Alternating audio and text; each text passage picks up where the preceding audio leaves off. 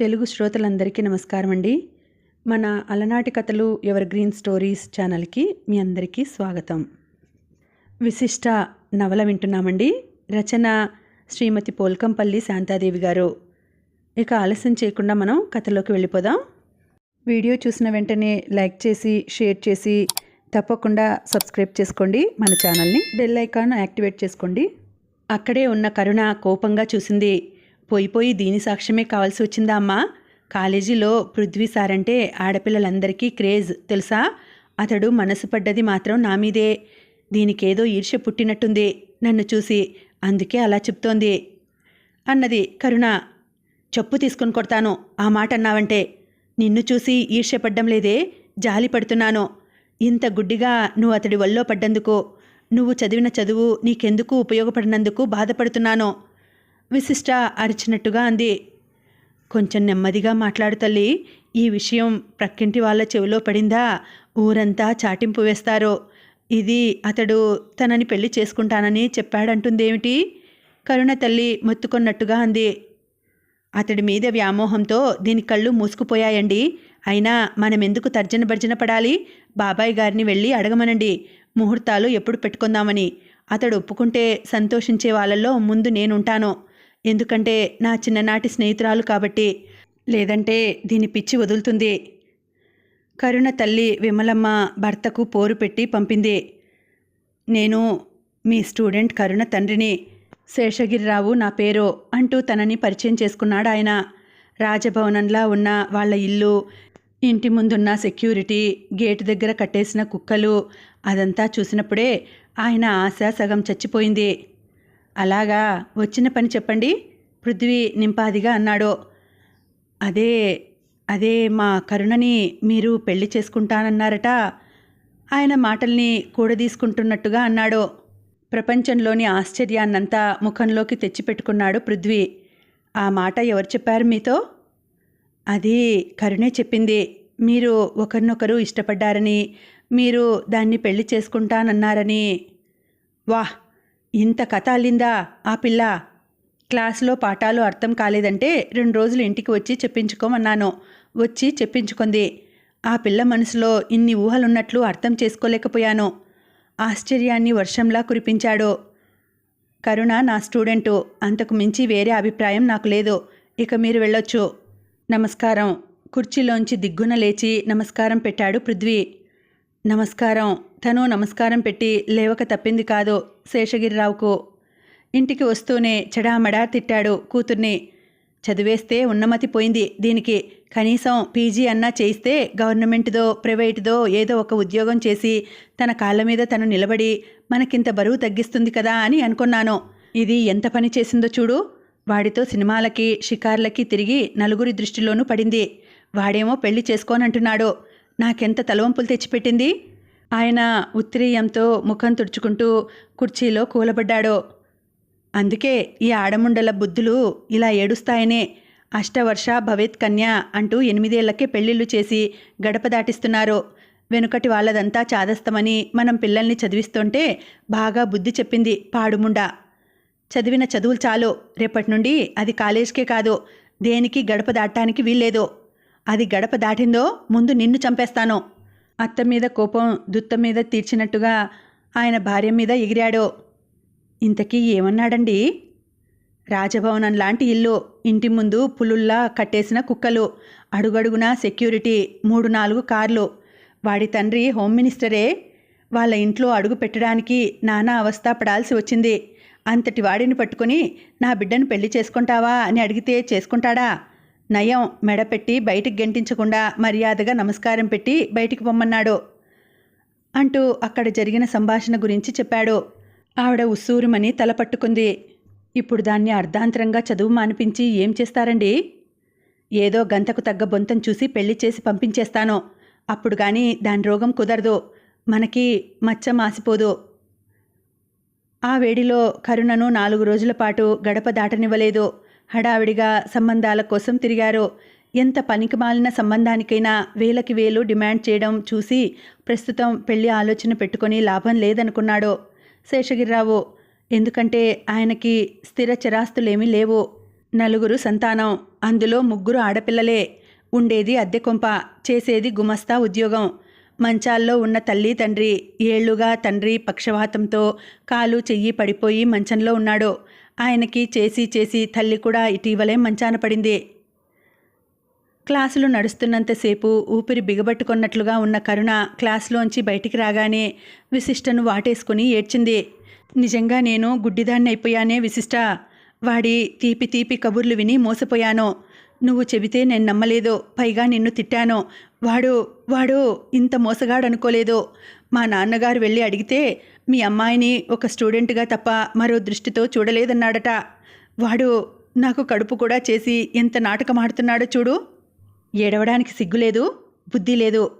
కాసేపు చెడామడా తిట్టింది. తర్వాత ఈ సమస్యను ఎలా పరిష్కరించాలా అని తన స్నేహబృందంతో చర్చించింది విశిష్ట. ఈ నిప్పును నీలో నువ్వు గుట్టుగా దాచుకోవడం వల్ల ఈ నిప్పు నిన్నే దహించేస్తుంది. దీన్ని బహిర్గతపరిస్తేనే అతడి నిజస్వరూపం బయటపెట్టినట్టవుతుంది. చెప్పు, అతడి వల్ల నువ్వెలా మోసపోయింది 10 మందిలో బహిర్గతం చేయగలవా? అప్పుడైతే వాడిని చెప్పుచ్చుకొట్టచ్చు అంది బిందు. అమ్మో, ఇప్పటికే పరువు పోయిందని గోల పెడుతున్నారు మా వాళ్ళు. ఇప్పుడు నేను చాటింపు కూడా చేస్తే నా వాళ్ళు గుక్కెడు విషం మింగి చస్తారు. మేం తల్లి తండ్రి లేని దిక్కులేని వాళ్ళం అవుతాం. 10 మందిలో చెప్పుకోవడం వల్ల న్యాయం జరుగుతుందో లేదో దేవుడెరుగు. ముందు అనర్థం జరిగిపోతుంది మా ఇంట్లో. ఇంతవరకు వాడి వల్ల మోసపోయిన ఆడపిల్లలంతా నీలాగే ఆలోచించి గప్చిప్గా ఊరుకోబట్టే వాడొక జెంటిల్మన్గా చలామణి అవుతున్నాడు. ఒక్కసారి ఏ ఆడపిల్లైనా వాడి గుట్టు రట్టు చేయగలిగిందా? ఇహ వాడి ఆట కట్టు. జీవితంలో ఏ ఆడపిల్ల జోలికి వెళ్లకుండా బుద్ధి చెప్పొచ్చు అంది విశిష్ట.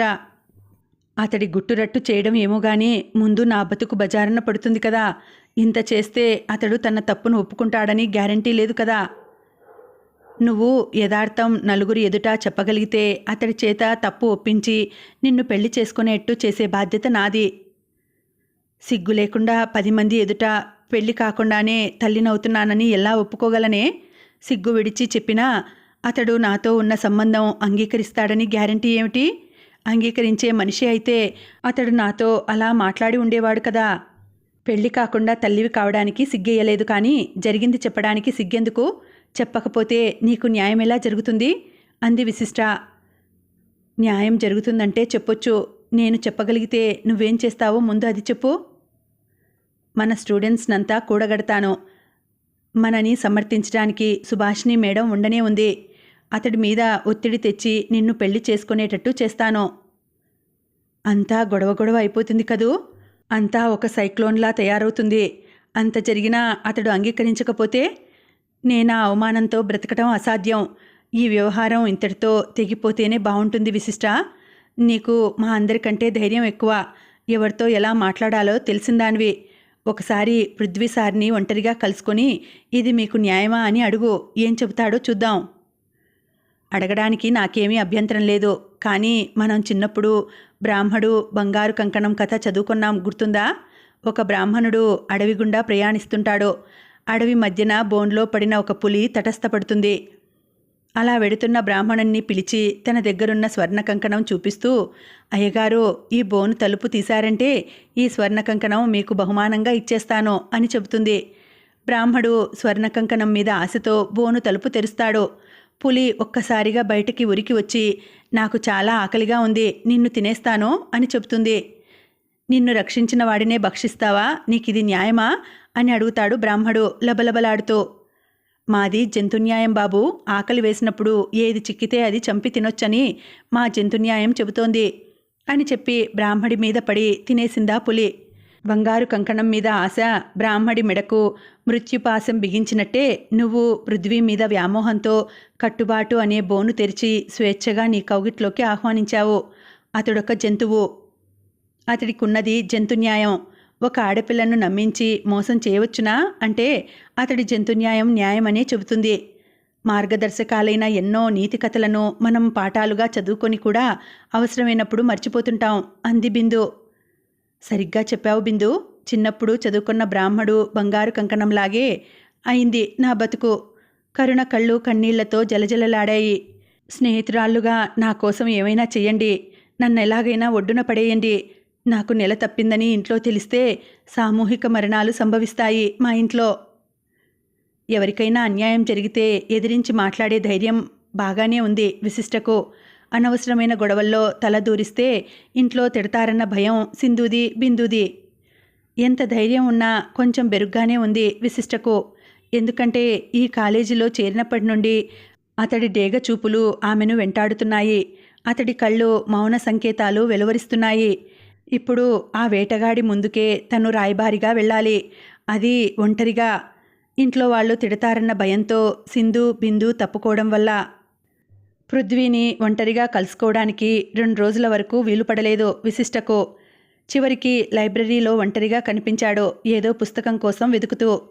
విశిష్ట గబగబా దగ్గరికి వెళ్ళి నమస్కారం సార్ అంది. నమస్కారం అందుకున్నట్లుగా తల మాత్రం ఊగించి ఏమిటి అన్నాడు. ఆమె ఒంటరిగా కనిపించిందన్న ఆనందం కళ్ళల్లో మెరుపులుగా మారుతుంటే. ఆమెను ఒంటరిగా చిక్కించుకోవాలని 1-2 సార్లు ట్రై చేసి విఫలమయ్యాడు ఇదివరలో. మీతో కరుణ విషయం మాట్లాడాలనుకుంటున్నానండి. ఏ కరుణ?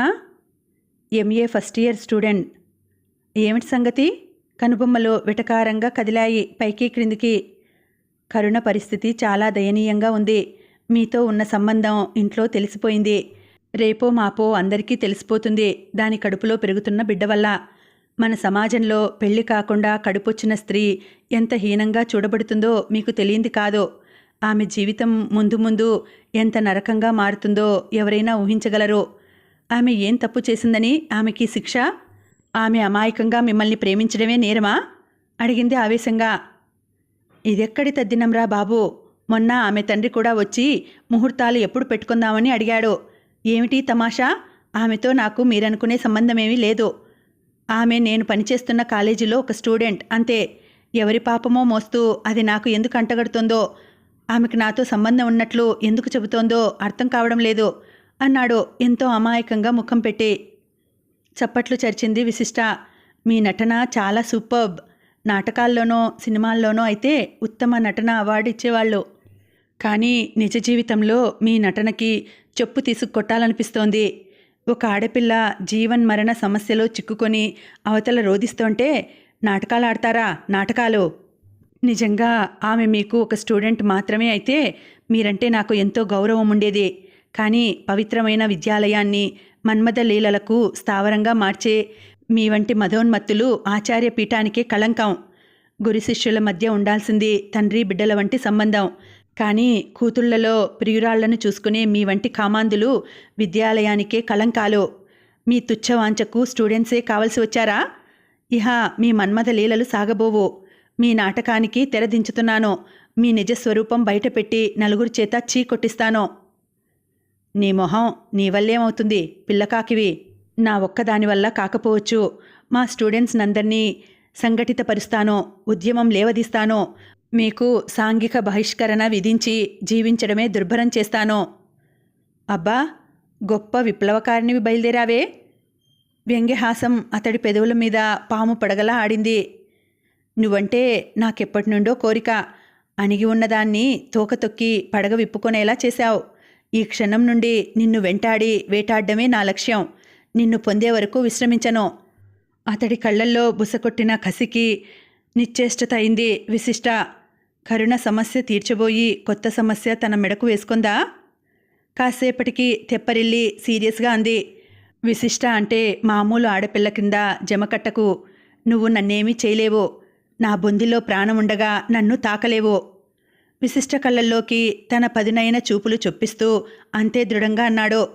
నిన్ను పొంది తీరుతాను. అది నీ అంతట నువ్వే నా కౌగిట్లోకి వచ్చేలా చేస్తాను. ఇదే నా ఛాలెంజ్. నిన్ను నువ్వు అంత గొప్పగా అంచనా వేసుకోకు.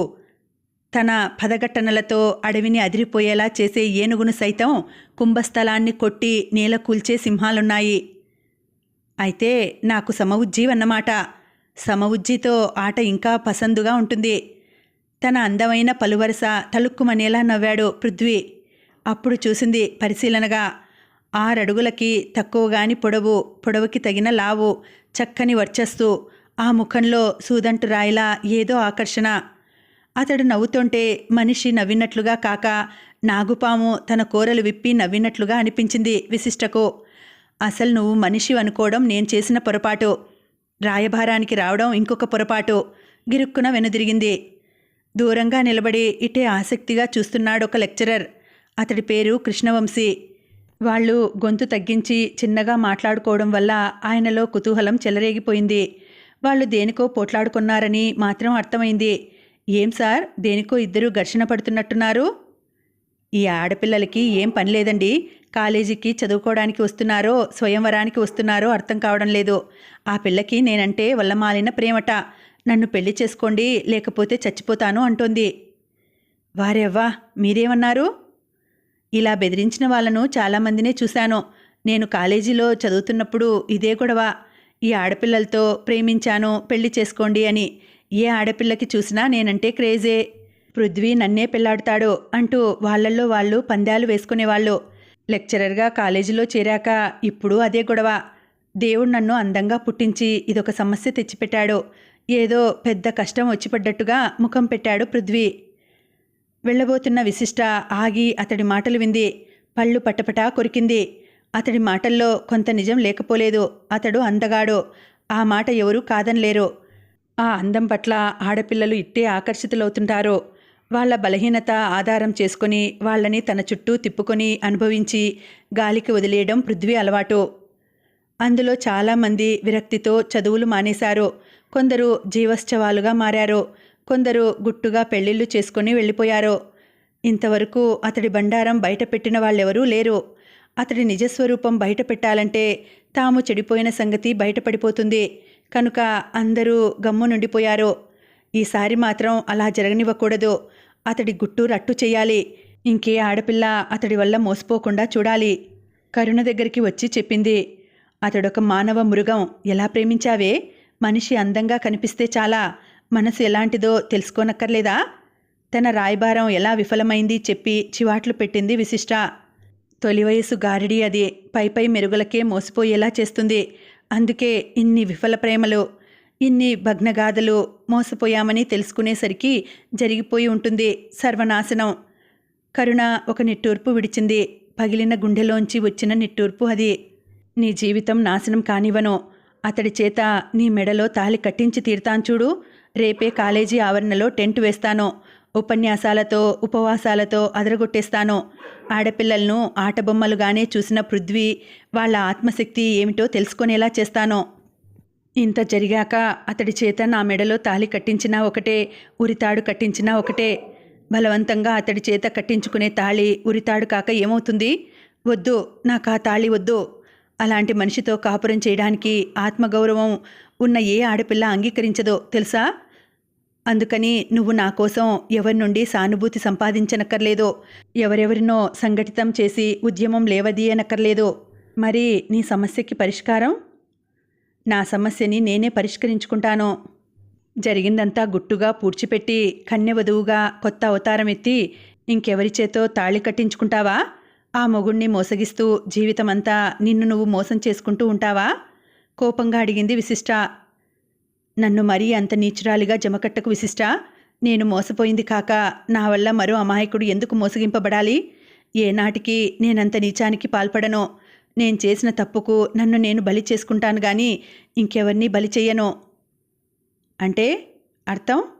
చేసిన తప్పుకు నీలో నువ్వు కృంగి కృశించి చస్తావా? నిన్నీ స్థితికి గురిచేసినవాడు దొరబాబులా తిరగాలా? ఒక దుర్మార్గుడిని అలా వదిలేయడం కూడా నేరమే. వాడు ఇంకా ఇంకా ఆడపిల్లల షికారు సాగించడానికి నువ్వు దోహదం చేసిన దానివి అవుతావు తెలుసా? అంది విశిష్ట. వాడు మళ్ళీ ఇంకెవరిని మోసగించకుండానే బుద్ధి చెబుతాను అన్నది కరుణ. ఎలా? విశిష్టలో కుతూహలం పెరిగిపోయింది. రేపు కాలేజీకి వచ్చి చూడు. ఏం చేస్తుంది కరుణ? 10 మందిలో పృథ్వీ కాలర్ పట్టుకొని చెంపలు వాయగొడుతుందా? పెళ్లి చేసుకుంటావా లేదా అని అడుగుతుందా? సాయంత్రం కాలేజీ ఆడిటోరియంలో స్త్రీ అత్యాచారాలు అన్న అంశం మీద డిబేటింగ్ నడుస్తోంది. స్త్రీల మీద జరిగే అత్యాచారాలకు స్త్రీలే కారణమంటున్నాడు ఒక యువకుడు. రెచ్చగొట్టినట్టుగా ఉండే వాళ్ల దుస్తులు, కవ్వించే చూపులు మగవాళ్లను అదుపు తప్పిపోయేలా చేస్తాయట. మగవాడు బలహీనతకు లోనైన క్షణంలో ఏ అనర్థమైనా జరగడానికి ఆస్కారం ఉంది అంటున్నాడు. నిరాడంబరంగా నిర్మలంగా కనిపించే అమ్మాయిల వైపు ఏ మగాడు కన్నెత్తి చూసే సాహసం చేయలేడట. విశిష్ట చివ్వున లేచి వేదిక మీదికి వెళ్ళి మైక్ అందుకుంది. ఆ యువకుడి మాటలు ఆమెను ఎంత ఆవేశానికి లోను చేశాయంటే ముఖం అంతా ఎర్రగా కందిపోయింది. కొన్ని ఆంబోతులు ఎవరిమీదైనా ఎర్రబట్ట కనిపిస్తే చాలు రెచ్చిపోయి వెంటబడి కుమ్మేస్తాయట. కానీ మనిషి రూపంలో ఉండే కొన్ని ఆంబోతులు కోక కనిపిస్తే చాలు రెచ్చిపోయి మీద పడటానికి వెంటపడతాయి. వాటికి రంగుతో పనిలేదు, ఆడదైతే చాలు. ఆఫీసుల్లో, కంపెనీల్లో, పొలాల్లో, కాలేజీల్లో ఆడది పనిచేయడానికి వెళ్ళిన ప్రతి చోట ఈ ఆంబోతులు రెచ్చిపోయి మీద పడుతుంటాయి. వాళ్ళ నుండి తప్పించుకోవడం ఒక సమస్యగా మారి ఎందరు ఆడపిల్లలు, ఎందరు ఆడవాళ్ళు ఎవరికీ చెప్పుకోలేక నలిగిపోతున్నారో మీకేం తెలుసు? ప్రతి చోట, ప్రతి రంగంలో పురుషుడి సెక్షువల్ హెరాస్మెంట్కి గురవుతోంది స్త్రీ.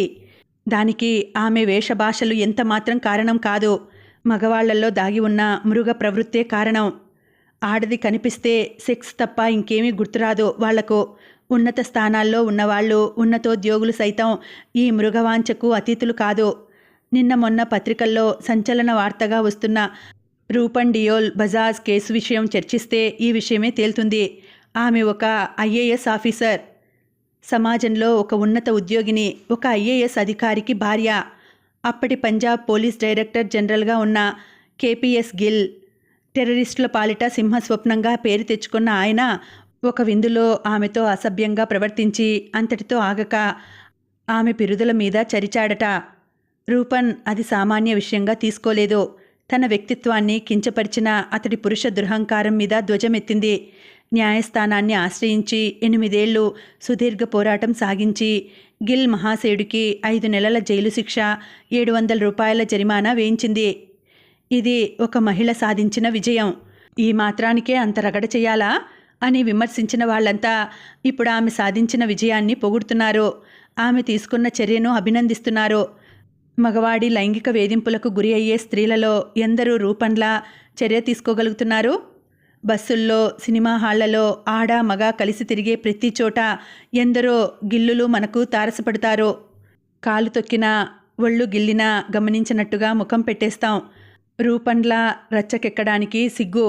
మగవాళ్ల సెక్షువల్ హెరాస్మెంట్ ఆడది కిక్కురు మనకుండా భరిస్తున్నంతసేపు వాళ్ళింకా రెచ్చిపోతూనే ఉంటారు. విశిష్ట వాగ్దాటికి అడ్డుపడ్డాడు మరొక స్టూడెంట్. మధువనిలో ఒక అందమైన పువ్వు కనిపించగానే ఎటునుండో వచ్చిన తుమ్మెద వాలడం సహజం. ప్రకృతి సహజమైన విషయాలకు కూడా మీ ఆడవాళ్ళు విపరీతార్థాలు తీసి రగడ చేస్తారెందుకని? ఒక అందమైన స్త్రీ వెడుతుంటే మగవాళ్ల కళ్ళే కాదు, ఆడవాళ్ల కళ్ళు కూడా ఆటోమేటిక్గా అటు తిరుగుతుంటాయి. సౌందర్యం ఎక్కడ కనిపించినా ఆరాధించడం మనిషి సహజ గుణం. దాన్ని కూడా మీరు లైంగిక వేధింపు అంటారా? అందం, ఆరాధన మగవాడిలో బుసలు కొట్టే కాముకతకు అందమైన పరదాలు. మీరు నిస్వార్థంగా ఏ ఆడదాన్నైనా ఆరాధించగలరా? పవిత్రంగా ప్రేమించగలరా? ఎందుకులేమో. మీలో ఎంతమంది పెళ్లి చేసుకొని కూడా రామకృష్ణ పరమహంసలా తన భార్యను దేవీమాతగా భావించి ఆరాధించగలరు నాయనా? ఆయన దైవాంశ సంభూతుడు, జ్ఞాని. పెళ్లి చేసుకొని మేము అలా చేస్తే మాకు మగతనం లేదని మరునాడే మా ముఖం మీద విడాకులు పారేసిపోతుంది ఆ పెళ్ళాం. నవ్వులతో ఆడిటోరియం మార్మోగిపోయింది. ఆడపిల్లలు సైతం తలలు వంచుకొని సిగ్గుపడుతూనే నవ్వుకున్నారు. విశిష్ట మాత్రం నవ్వలేదు. ఆమె కళ్ళల్లో నిప్పు రవ్వలు చిందాయి. మనిషి జీవితంలో శృంగారం ఒక భాగం మాత్రమే, అదే జీవితం కాదు. కానీ దురదృష్టవశాత్తు ఈనాటి సినిమాలు, ఈనాటి పత్రికలు శృంగారానికి పెద్దపీట వేసి దాన్ని హైలైట్ చేయడం వల్ల సమాజంలో అది వికృత పరిణామాలకు దారితీస్తోంది. యువత మనసులను పెడదారి పట్టిస్తున్నాయి. దేశంలో ఆడవాళ్ల మీద ఇన్ని అత్యాచారాలు, అఘాయిత్యాలు జరుగుతున్నాయంటే అందులో సినిమాల పాత్ర, పత్రికల పాత్ర చాలా ఉంది. సినిమాలు చూసి, పత్రికలు చదివి వాళ్ళు చెడిపోతున్నారంటే వాళ్ళు ఒప్పుకోరు.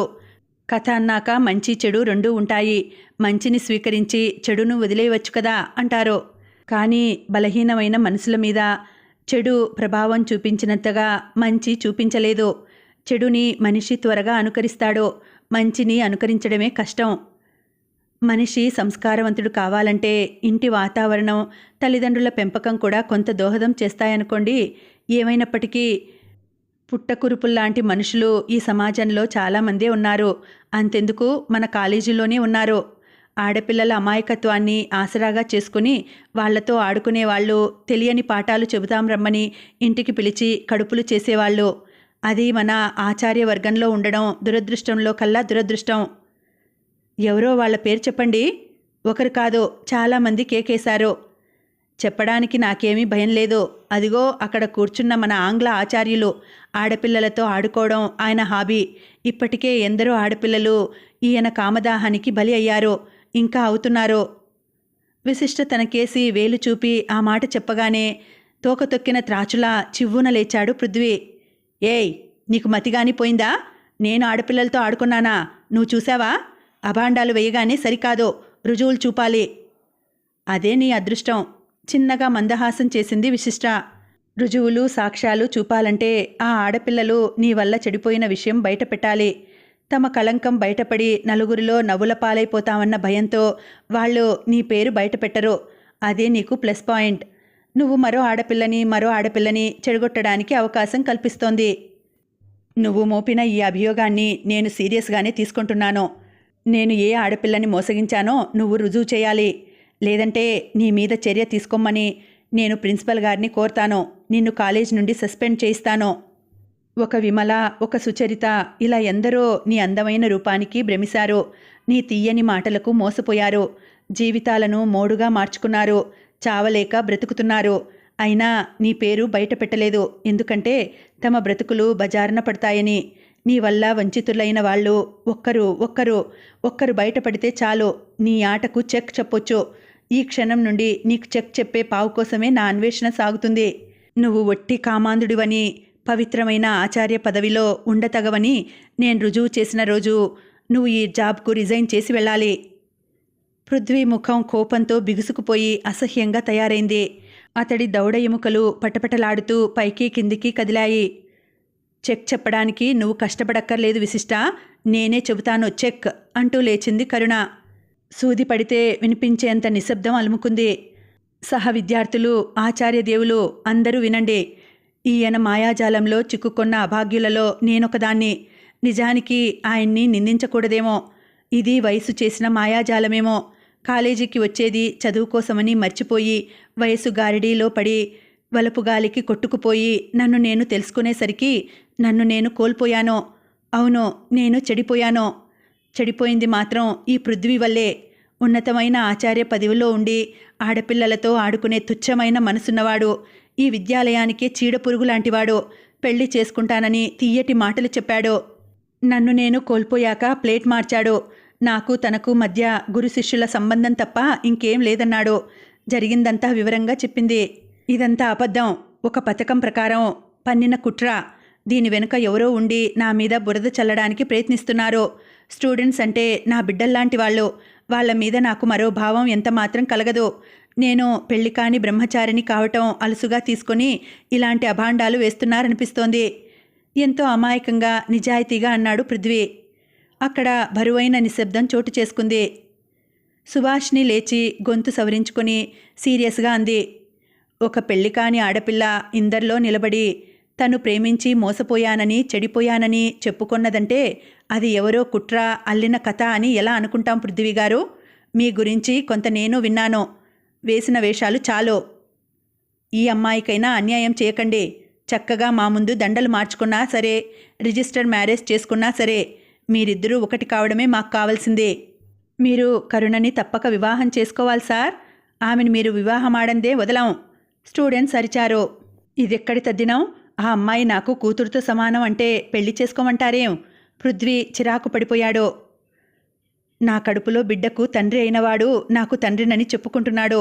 వావివరసలు లేనివాడు ఇతడు మనిషా, మృగమా? నాకు తండ్రి లాంటి వాడితో నేను మాత్రం వివాహానికి ఎలా అంగీకరిస్తాను? నేనింకా మానవత్వం నుండి మృగస్థాయికి దిగజారలేదు. అతడితో నా వివాహం జరిపించాలని మీరేమీ శ్రమ తీసుకోకండి. కరుణ ఖచ్చితంగా చెప్పింది. సుబ్బరాయ శర్మ అన్న తెలుగు రీడర్ విస్తుపోతూ అన్నాడు. అదేమిటి కరుణ?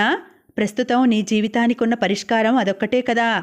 నయానో భయాన్నో అతడు నిన్ను వివాహం చేసుకుంటే నీ జీవితం ఒడ్డున పడుతుంది కదా.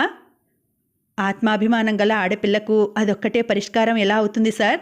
తెలిసి తెలియని తనంతో వయసు వరదలో పడి నేను మోసపోయానేమో గాని ఇలాంటి నీచ నికృష్టుడితో జీవితాన్ని పంచుకోవడానికి మాత్రం నేను ఇష్టపడను. పెళ్లి కాకుండానే చెడిపోయానన్న ముద్ర నాకు శాశ్వతంగా మిగిలితే మిగల్ని. అంది కరుణ ఆవేశంగా. అతడు ప్రవర్తించిన తీరుకు నువ్విలా ఆవేశపడటం సహజమే కరుణ. కానీ కొంచెం నిదానంగా ఆలోచించి చూడు. నీ ఆవేశం ఎంత అర్థరహితమైందో నీకే తెలుస్తుంది. నీ జీవితం నీ ఒక్కదానిదే కాదు. నీకొక కుటుంబం ఉంది. అమ్మ, నాన్న, చెల్లెళ్ళు ఉన్నారు. పెళ్లి కాకుండానే కూతురు చెడిపోయిందంటే ఏ తల్లిదండ్రులకైనా ఎంత అవమానం. ఆ కళంకం ఎంతగా కృంగదీస్తుంది వాళ్ళను. పెళ్లి కావలసిన నీ చెల్లెళ్ళు, ఎంతో భవిష్యత్తున్న నీ తమ్ముడు. అందుకే నా వల్ల ఎవరూ అవమానంతో కృంగిపోకూడదనే నేనొక నిర్ణయానికి వచ్చాను అంటూ తన హ్యాండ్ బ్యాగ్లోంచి చిన్న క్యాన్ ఒకటి తీసింది. తీస్తూనే క్యాన్ మూత తీసి ఒంటి మీద వంపేసుకుని బ్యాగ్లోంచి అగ్గిపెట్టె కూడా తీసి గీయడానికి రెడీగా పుల్ల కూడా చేతిలోకి తీసుకుంది. ఇదంతా కన్ను మూసి తెరిచేలోగా జరిగిపోయింది. ఏయ్ కరుణ, ఏమిటా పిచ్చి పని? విశిష్ట గబరాగా దగ్గరికి రాబోయింది. ఎవరూ నా దగ్గరికి రావద్దు. నన్ను ఒంటరిగా కాలిపోనివ్వండి. ఆత్మహత్య చేసుకోవడం ఒట్టి పిరికితనం. వద్దు, నువ్వు ఆ పనికి ఒడిగట్టొద్దు. విశిష్ట దగ్గరగా 2 అడుగులు వేసింది. చెప్పానా నా దగ్గరికి రావద్దని? నువ్వు నాతో పాటు కాలిపోవడానికైతే రా. అగ్గిపెట్టె మీదున్న గంధకం మీద పుల్లుంచి అంది కరుణ. విశిష్టకు ఆగిపోక తప్పలేదు. దయచేసి నా దగ్గరికి రావాలని ఎవరూ ప్రయత్నించవద్దు. వస్తే నేను చెప్పాలనుకున్న 4 మాటలు చెప్పకుండానే పోతాను. ఎక్కడి వాళ్ళక్కడ శిలాప్రతిమల్లా నిలబడిపోయారు. ప్రియమైన నా సహ విద్యార్థులు, ప్రియమైన ఆచార్యులు, అందరికీ నా తుది వందనాలు. 1-2 నిమిషాల్లో నన్ను నేను మంటలకు ఆహుతి చేసుకోబోతూ ఇస్తున్న మరణ వాంగ్మూలమిది. రైటింగ్లోనూ ఇచ్చాను. ఆ కవరు పోస్ట్లో వేశాను. అది రేపు అందవలసిన వాళ్లకు అందుతుంది. నేనిప్పుడు 3 నెలల గర్భవతిని. అందుకు ఈ పృథ్వీ కుమారే కారకుడు. చస్తూ అబద్ధం చెప్పాల్సిన అవసరం నాకు లేదు. తన ఓర చూపులతో నన్ను రెచ్చగొట్టి లైన్లోకి లాగి పెళ్లి చేసుకుంటానని మాయమాటలు చెప్పి నన్ను గర్భవతిని చేశాడు. ఇప్పుడు తనకేమీ తెలియదంటున్నాడు. తెలుసు కదా, పెళ్లి కాకుండా గర్భవతి అయిన ఆడపిల్లకు ఈ సమాజంలో ఎన్ని అవమానాలో. అన్ని అవమానాలు భరిస్తూ నాకీ మొండి బతుకు బతకాలని లేదు. అందుకే ఈ పలాయనం. కాలేజీకి వచ్చింది చదువు కోసమని మరిచి ఎవరూ ప్రేమలో పడి సమస్యలు తెచ్చుకోకండి. మన మీద ఎంతో నమ్మకం ఉంచి మనం చదువుకొని ప్రయోజకులం అవుతామని కాలేజీలకు పంపే అమ్మా నాన్నల్ని చాటుమాటు వ్యవహారాలతో మోసగించకండి. ఏ ఆడపిల్లైనా ఏ మగపిల్లవాడైనా చదువు పూర్తి చేసి ఆర్థికంగా నిలబడేదాకా ప్రేమలు దోమలు దగ్గరికి రానివ్వకండి. నాలా తప్పటడుగు వేసే ఆడపిల్లలకు నా జీవితం కనువిప్పు కలిగించాలనే మీ అందరి ఎదురుగా నన్ను నేను కాల్చుకుంటున్నాను. ఆమె ఆవేశంతో దుఃఖంతో మాట్లాడుతుండగానే విశిష్ట పిల్లిలా నెమ్మదిగా ఆమె వైపు కదలసాగింది. సింధు పృథ్వీ దగ్గరికి పరిగెత్తింది. జరిగిన తప్పుకు మీది బాధ్యత ఉందని ఒప్పుకోండి సార్. దాన్ని వివాహం చేసుకుంటానని చెప్పండి సార్. మీరా మాట చెబితే అది ఆత్మహత్యా ప్రయత్నం విరమించుకుంటుంది. ప్రాధేయపడింది. ఇదెక్కడి తద్దినం? ఎవడి పాపమో నా మెడకు కట్టుకోమంటావేం? నాకీ వ్యవహారంతో సంబంధమేమీ లేదు. ముఖం చిరాకుగా పెట్టి అన్నాడు పృథ్వీ. కరుణ చేతిలోని అగ్గిపుల్ల చుర్రుమని వెలిగింది. మరుక్షణం ఏదో ఉత్సవ సందర్భంలో ఏర్పాటు చేసిన దిష్టిబొమ్మలా మండిపోయింది కరుణ. విశిష్ట ఒక్క అంగలో వెనక్కి జరగకపోతే ఆమెని చుట్టేసేవి మంటలు. ఎవరూ ఏమీ చేయలేని నిస్సహాయత. కొందరు నీళ్ల కోసం పరిగెత్తారు. కొందరు అంబులెన్స్కు ఫోన్ చేయడానికి పరిగెత్తారు. వాళ్ళు తిరిగొచ్చేసరికి కాలిన ఒక మాంసం ముద్దగా పడింది కరుణ. అన్యం పుణ్యం ఎరగని ఒక అమాయకురాలి చావుకు కారణమైన వాడిని వదలకండి, తన్నండి, చంపండి. విశిష్ట ఉగ్రమూర్తిగా అరిచింది. ప్రమాదం పసిగట్టిన పృథ్వీ ఎప్పుడో జారుకున్నాడు. పార్కింగ్ ప్లేస్లో ఉన్న తన కారులో పడి కారుని స్టార్ట్ చేసి మెరుపు వేగంతో పోనిచ్చాడు. విద్యార్థులు కోపావేశాలతో రువ్విన రాళ్ళు 1-2 కారు వెనకవైపు తాకి క్రింద పడ్డాయి. బ్రూట్ పారిపోయాడు. కసిగా పళ్ళు కొరికారు. ఇంకా ఉందండి, కథ కొనసాగుతుంది. మళ్ళీ వచ్చే వీడియోలో కలుసుకుంటాను. అంతవరకు సెలవు. నమస్తే.